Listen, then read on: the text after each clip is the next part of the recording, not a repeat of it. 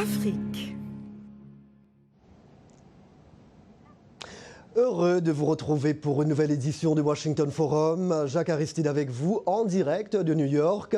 Nous abordons cette semaine le débat sur la gouvernance des États africains. L'Afrique a connu des progrès depuis 10 ans en matière de gouvernance globale, d'après l'indice Mo Ibrahim. Il s'agit notamment du développement humain, des droits de l'homme, de la lutte contre la corruption et du climat des affaires. Un tableau contrarié toutefois par un recul de la sécurité et de l'état de droit. Décryptage.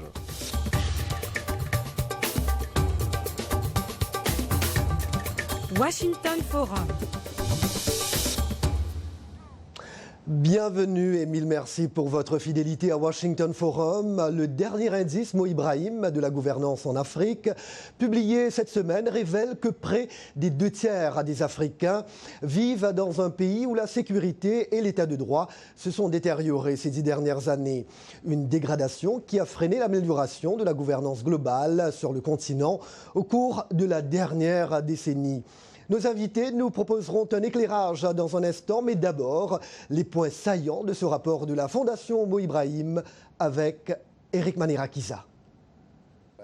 La Fondation Mo Ibrahim dresse le bilan dans chacun des 54 pays du continent sur 10 ans entre 2006 et 2015. L'étude porte sur 95 indicateurs, dont le développement humain, le développement économique durable, les droits de l'homme, la sécurité, l'éducation, la santé, la justice, les nouvelles technologies. La Fondation constate une progression en moyenne d'un point au niveau de la gouvernance globale, tandis que l'économie a suivi un rythme plus lent. De l'île Maurice, premier au classement, au Rwanda en 9e position, en passant par l'Afrique du Sud qui occupe la 6e place, la liste de bons élèves comprend 37 pays, représentant 70% de la population africaine. En revanche, le géant de l'Afrique centrale, la RDC, se trouve presque en bas du classement, à la 46e position. Nous voyons une amélioration. Ce n'est pas fantastique, mais une amélioration quand même. Une bonne nouvelle donc, mais pas une nouvelle fantastique. Mais sur le plan de la sécurité et de l'état de droit, la tendance est préoccupante. Dans 33 des 54 pays du continent, comme la Libye, le Burundi et la Somalie, la population vulnérable constitue presque les 2/3 de l'ensemble des habitants du continent. Un des problèmes qui se pose est cette question de la protection et de la sécurité. C'est l'élément central qui a eu un impact majeur sur la situation de la gouvernance globale. Et bien sûr, ces deux éléments affectent non seulement la sécurité individuelle, mais aussi la sécurité nationale. L'autre plus grand défi à relever est la composante redevabilité qui enregistre le score le plus médiocre. Toutefois, la Fondation Mo Ibrahim note que l'Afrique a le potentiel pour se relever. Mais pour y parvenir, le continent a besoin d'une gouvernance solide et d'un leadership avisé, estime Mo Ibrahim. Eric Manirakiza, merci bien. Le point maintenant avec nos invités. Avec moi sur ce plateau, Séverine Autesser, professeure à l'Université Columbia à New York, rattachée au département de sciences politiques. Elle est spécialiste de l'Afrique. En ligne de Cotonou au Bénin, l'avocat Sadikou Ayo Alao, expert en gouvernance. Il est le président de l'ONG GERDES Afrique. C'est le groupe d'études et de recherche sur la démocratie et le développement économique et social. Et depuis Washington, l'économiste Amadou Cissé, membre du conseil d'administration de la Banque mondiale. Il va être avec nous dans quelques petits instants. Mais je me tourne d'abord vers vous, Séverine. Alors, et commençons justement par le commencement. Cette notion de gouvernance paraît assez complexe et abstraite.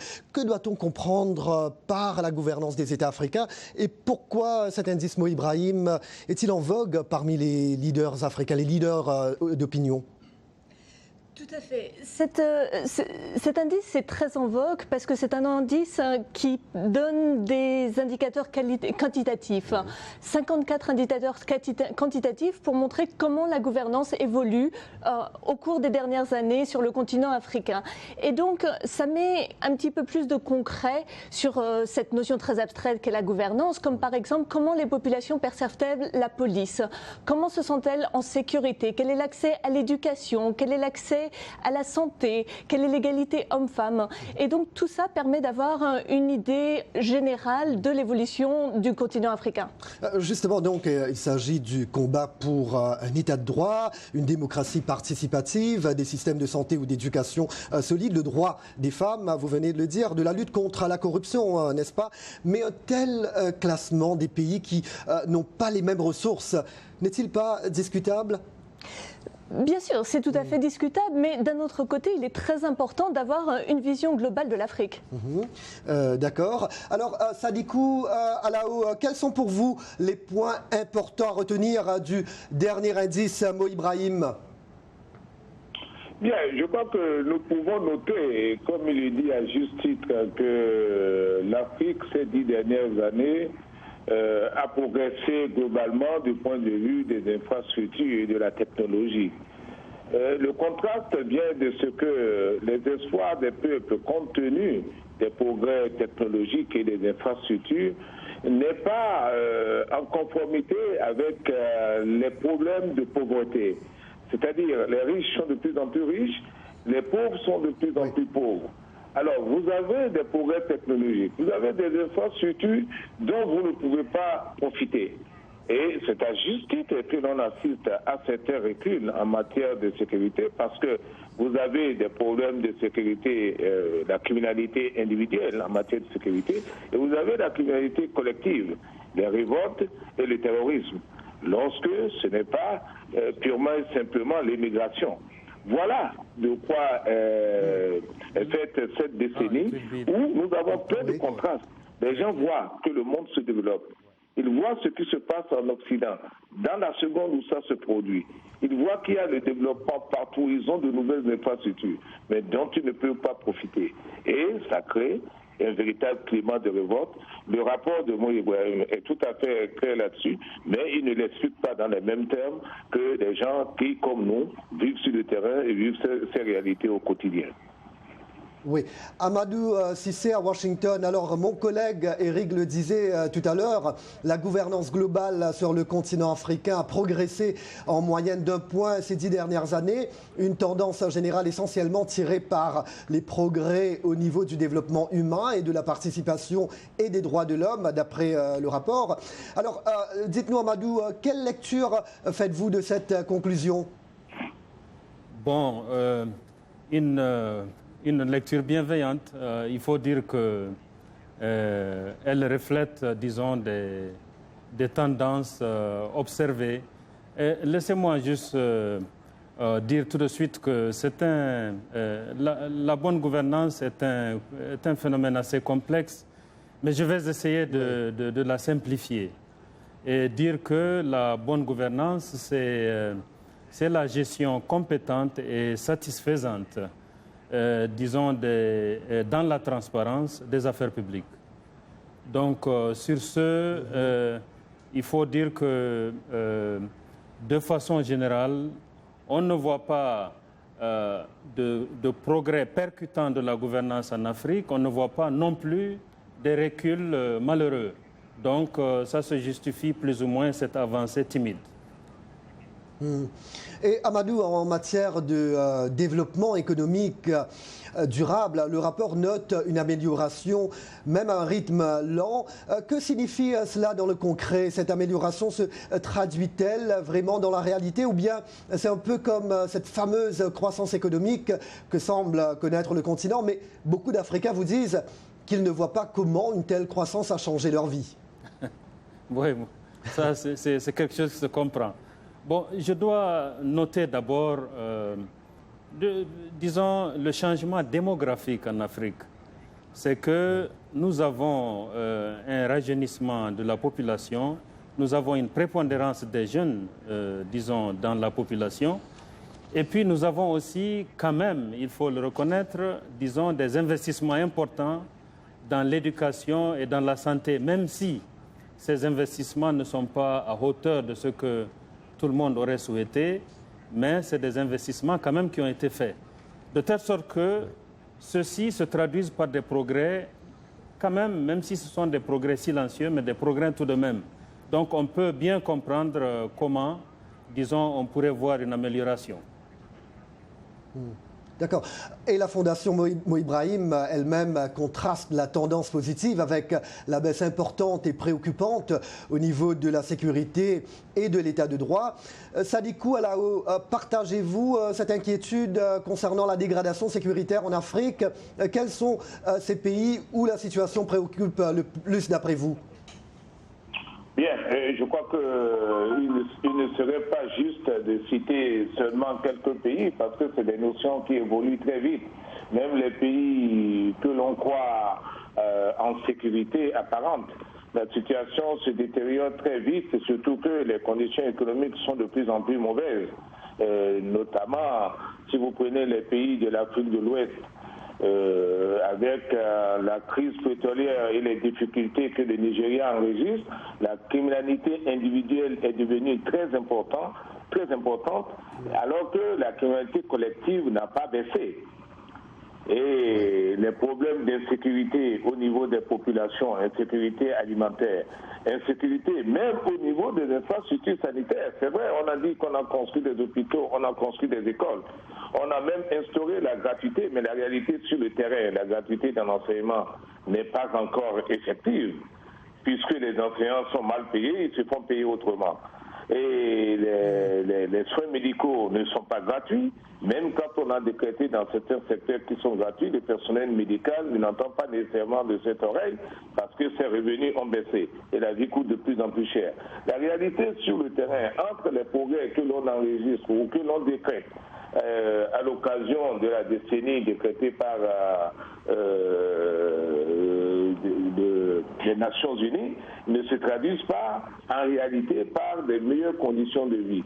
Et vous avez encore en Afrique, la plupart des personnes qui ont les moyens préfèrent aller se faire soigner en Occident. Pourquoi? Parce que les tableaux locaux en matière médicale ne répondent pas du tout aux besoins des populations. Il n'y a que les pauvres, les populations moyennes qui recourent aux hôpitaux et aux infrastructures publiques. C'est ça l'autre réalité de l'Afrique. C'est un vrai contrat dans lequel il y a des infrastructures qui se développent, les conditions de vie se détériorent, les populations sont obligées de se débrouiller. Donc, vouloir citer un certain nombre de pays, c'est figer l'opération à une date précise, alors que la détérioration est galopante. Dans la plupart des pays, même ceux qui en apparence... Sadikou, écoutez, alors, il y a pas mal de points, on va revenir là-dessus. Mais alors, en parlant de sécurité, d'état de droit, justement, un pays fait l'actualité en ce moment, hein, c'est la RDC qui est actuellement confrontée à une crise politique. Il y a eu des manifestations pour réclamer des élections, sans oublier les sempiternels conflits qui minent l'est du pays. La pauvreté fait rage, alors même que le pays regorge d'énormes ressources naturelles. Séverine Autesserre, vous qui êtes spécialiste justement de l'Afrique du Congo, hein, en particulier.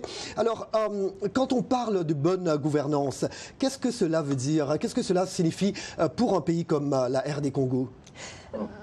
Quand on parle de bonne gouvernance, en fait, pour le RD Congo, on parle de manque de bonne gouvernance. Parce que quand on regarde le classement Mo Ibrahim, le Congo est en bas du classement. Il est 46e sur 54. Ce que ça veut dire très concrètement pour les gens, c'est un manque de droits politiques, avec un président qui s'accroche au pouvoir, qui ne veut pas organiser les élections, les gens qui sont dans la rue, qui demandent les élections, l'armée et la police qui répriment ces manifestations, qui emprisonnent les gens, qui torturent les opposants.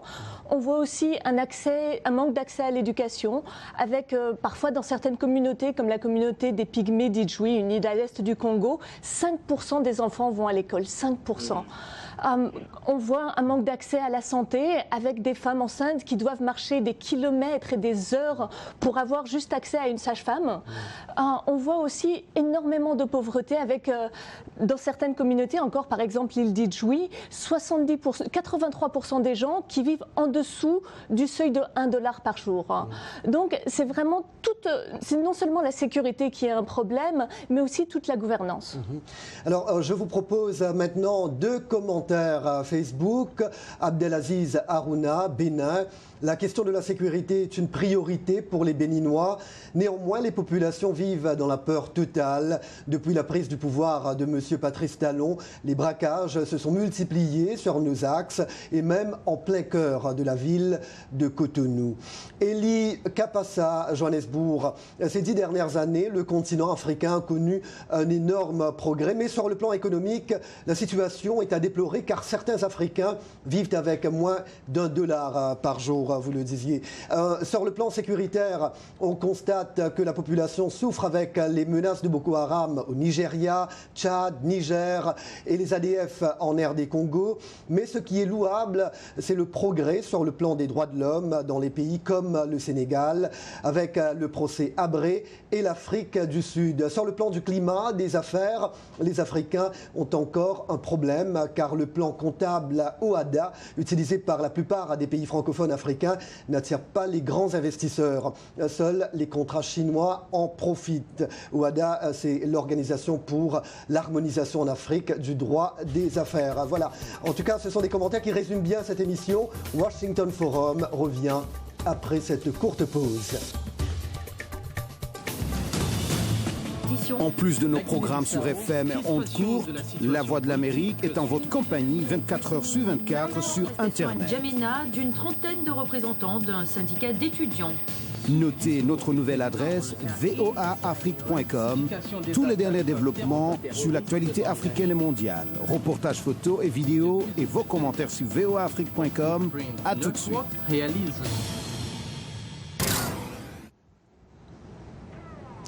Jacques Aristide, de retour avec vous. Merci d'être toujours avec nous. Nous parlons de bonne gouvernance dans Washington Forum et nous retrouvons nos invités, Séverine Autesser de l'Université Columbia, Sadiko Ayo Alao, expert en gouvernance, président du groupe d'études et de recherche sur la démocratie et le développement économique et social en Afrique, et l'économiste Amadou Cissé de la Banque mondiale. Alors, nous entendons cette question assez fréquemment, alors que l'Afrique est si riche. Pourquoi les Africains sont-ils si pauvres? Pour l'ancien secrétaire général de l'ONU, Kofi Annan, la bonne gouvernance constitue le principal facteur d'éradication de la pauvreté et de la promotion du développement. Amadou Cissé, si la réponse réside effectivement dans la gouvernance, alors que doivent encore faire les pays africains dans ce domaine pour améliorer les choses? Les pays africains doivent faire beaucoup de choses. Parce que dans la bonne gouvernance, il faut distinguer d'abord un volet gouvernance économique, mais il faut aussi voir un volet gouvernance politique, un volet gouvernance des entreprises, et puis aussi un dernier volet, un ensemble de mesures de sauvegarde environnementale et sociale pour rendre, disons, le développement soutenable. Donc sur le plan économique, les pays africains peuvent faire beaucoup de choses, notamment sur le plan budgétaire qui est au cœur, disons, de la bonne gouvernance économique. D'abord, contrôler et bien gérer les dépenses publiques, et s'assurer que la passation des marchés publics se fait convenablement et que les dépenses respectent, disons, les critères objectifs pour la bonne santé de la population et puis d'autres éléments. Donc, sur le plan de la gouvernance politique, s'assurer que, disons, l'administration des choses et la gouvernance des hommes se fait de manière optimale afin que tout le monde se sente mieux à l'aise. Et puis, concernant la gouvernance des entreprises, que ce soit les entreprises d'ordre public, ce qui est minoritaire, mais aussi, surtout les entreprises privées, disons, s'administrent, disons, dans les règles de l'art, pour produire, disons, des revenus à leurs actionnaires, mais aussi s'assurer que, disons, les investissements sont faits de façon adéquate. Le dernier point que je voulais toucher, sur lequel les pays africains peuvent faire beaucoup de choses, c'est les mesures d'accompagnement. Disons, les mesures de sauvegarde sur le plan social, veiller à l'intérêt, disons, des individus et des groupes sociaux, et puis veiller aussi à la bonne tenue de l'environnement, à ne pas dégrader l'environnement. Et puis, voilà. Oui. Alors, professeur Autesser, nous le savons, l'éducation et les services de santé demeurent inadéquats dans beaucoup de pays africains. Hein, vous êtes d'accord? La solution passe-t-elle par une gestion efficace des ressources de l'État ou plutôt par une augmentation de l'aide et d'un allègement de la dette des pays africains? Je pense que les deux sont extrêmement importants, oui. Mais le plus important, c'est une meilleure gestion des ressources de l'État. Que l'État paye ses fonctionnaires, paye les enseignants, paye les gens du personnel de la santé dans les hôpitaux, dans les centres de santé primaires, de façon à ce que les populations les plus pauvres n'aient pas à payer eux-mêmes les salaires des enseignants et à payer les frais de fonctionnement des hôpitaux et à payer les médicaments, parce que c'est vraiment l'un des obstacles clés à la scolarisation des enfants et à l'accès aux soins par les personnes qui sont malades. Maintenant, l'aide internationale peut aider, bien évidemment, mais je vois ça comme une mesure de court terme. Le temps de permettre à l'État de mieux gérer ses ressources ou d'avoir plus de ressources pour payer ses fonctionnaires, mais ça doit être une solution de court terme pour permettre que l'État reprenne ses responsabilités. Vous savez, en fait, en parlant de fonctionnaires, ils ont quelque part, de par le monde, une certaine réputation, pour ne pas dire mauvaise réputation. Mais en Afrique, il y a des fonctionnaires qui ne sont pas payés pendant des mois. Exactement. Exactement, il y a des gens qui ne reçoivent pas leur salaire, des gens dans l'armée, dans la police, oui. dans la cour, dans le système de justice, Et donc, ce qui est très important de comprendre, c'est que ces gens, quand ils ne sont pas payés, ils doivent bien continuer à survivre. Ils doivent nourrir leur famille, ils doivent nourrir leurs enfants, ils doivent se nourrir eux-mêmes. Et donc, certains sont obligés d'essayer de se faire payer par la population, de demander de l'argent pour les services qui devraient être gratuits. On parle de corruption, exactement. Mais la corruption n'est pas parce que le fonctionnaire en lui-même est mauvais, enfin, parfois certains sont vénaux, évidemment, mais c'est vraiment surtout un problème structurel de l'État qui ne paye pas ses fonctionnaires. Évidemment, la corruption, il faut la combattre par tous les moyens. Alors, nous avons donc compris que l'Afrique est confrontée à des risques élevés d'insécurité interne qui peuvent rapidement devenir des crises humanitaires. Il y a également le danger du terrorisme. En quoi la bonne gouvernance peut-elle aider le continent à relever ce gros défi sécuritaire, Sadibou Alao ? Bien, je crois qu'il faut qu'on parle de certaines choses fondamentales dans toute l'Afrique postcoloniale. Il faut dire que dans la plupart des pays, les institutions héritées de la colonisation reflètent purement et simplement un mimétisme institutionnel qui ne correspond pas à la culture et aux attentes des populations. Donc, il y a deux mondes qui se côtoient. Il y a le petit monde des lettrés, globalement parlant, ce petit monde comprend quelque chose à la Constitution et aux institutions. Et il y a la majorité qui ne comprend rien. Donc, les institutions sont d'abord totalement inadaptées. Donc, le premier effort à faire, c'est d'avoir des institutions adaptées aux réalités sociales et économiques. Et à partir de ce moment, le faire dans la langue que parlent les gens pour qu'ils maîtrisent la réalité de cette gouvernance. Parce que donc relever ce gros défi sécuritaire passe par la refonte des institutions. Ont été à l'école. Mais la réalité des autres. Je comprends, vous voulez évidemment donner une perspective, mais malheureusement le temps passe très vite. Donc vous parlez de la refonte des institutions, refonte totale des institutions pour éventuellement justement aider dans le combat contre le terrorisme, donc pour relever ce défi sécuritaire. Vous parlez de refonte des institutions. D'abord, le contexte des textes qui régissent la gouvernance à la réalité socio-culturelle des populations. Et puis ensuite, faire en sorte que ceux qui gouvernent contribue à une meilleure répartition des richesses. Si vous voyez tout ce qui se passe en Afrique centrale, ça tourne autour du fait que les institutions ne sont pas non seulement appropriées et ceux qui détiennent le pouvoir se prennent pour des rois, et ne veulent pas quitter le pouvoir dans un contexte de ressources ou de ressources limitées qu'il s'approprie et qui n'est pas partagé de manière égalitaire. Donc, la conséquence, on ne peut assister qu'à des révoltes, on ne peut qu'assister qu'à des déstabilisations lorsque les gens ne quittent pas le pays pour purement et simplement émigrer. Voilà le contexte en Afrique centrale qui est en retard sur toutes les autres régions d'Afrique, mais régions qui regorgent de pétrole, que personne ne veut partager parce que c'est insuffisant. On ne peut pas répartir égalitairement. Et ceux qui accèdent au pouvoir se considèrent dans leur mental comme des rois et ils ne veulent pas quitter le pouvoir. Sadikou, alors vous restez avec nous. Sadikou, vous restez avec nous. J'ai 2 commentaires à Facebook à vous donner. Vous restez avec nous, Sadikou. Alors, 2 commentaires Facebook. Victor Mbouyi, Kananga. Alors, ici en RDC, l'insécurité est comme une chanson. Tous les jours, on tue nos frères de l'Est, particulièrement ceux de Béni. Nous disons tout haut que nos dirigeants ne s'en soucient que pour se maintenir au pouvoir et non pour le développement et la sécurité du peuple. François Akatano, Côte d'Ivoire.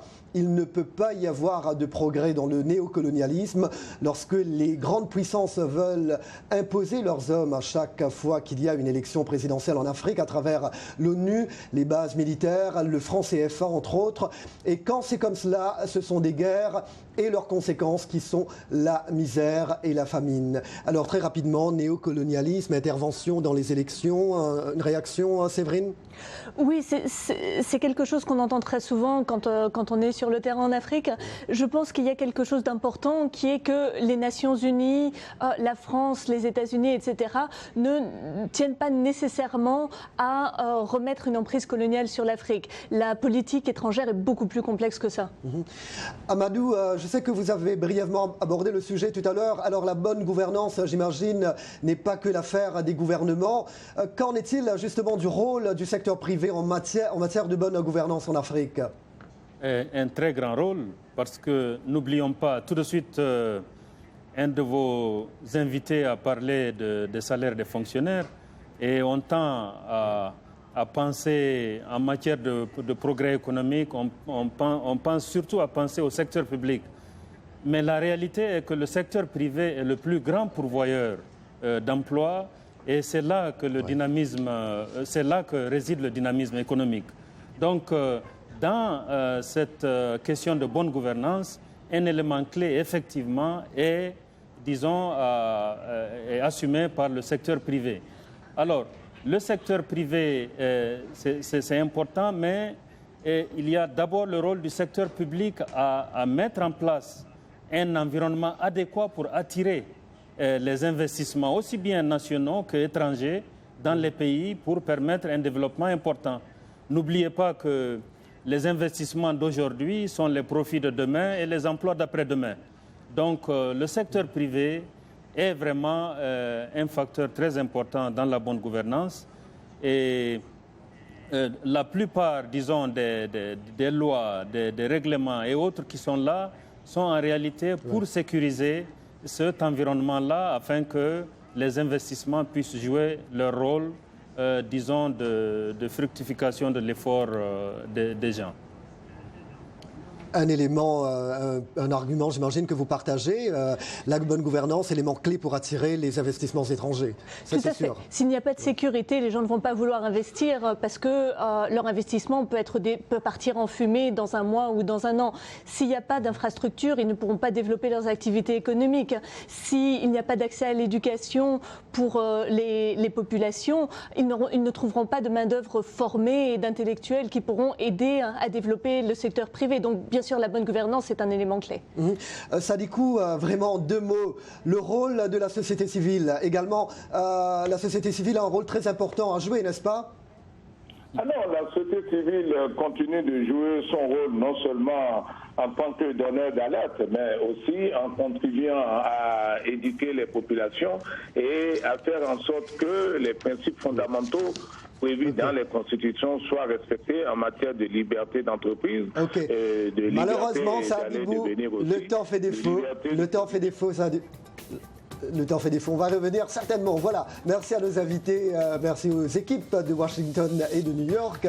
Et bien évidemment, merci à vous, chers amis fidèles de la VOA. Merci de nous avoir accueillis chez vous une fois encore cette semaine. C'était Jacques Aristide à New York. Je vous dis à très bientôt. Take care.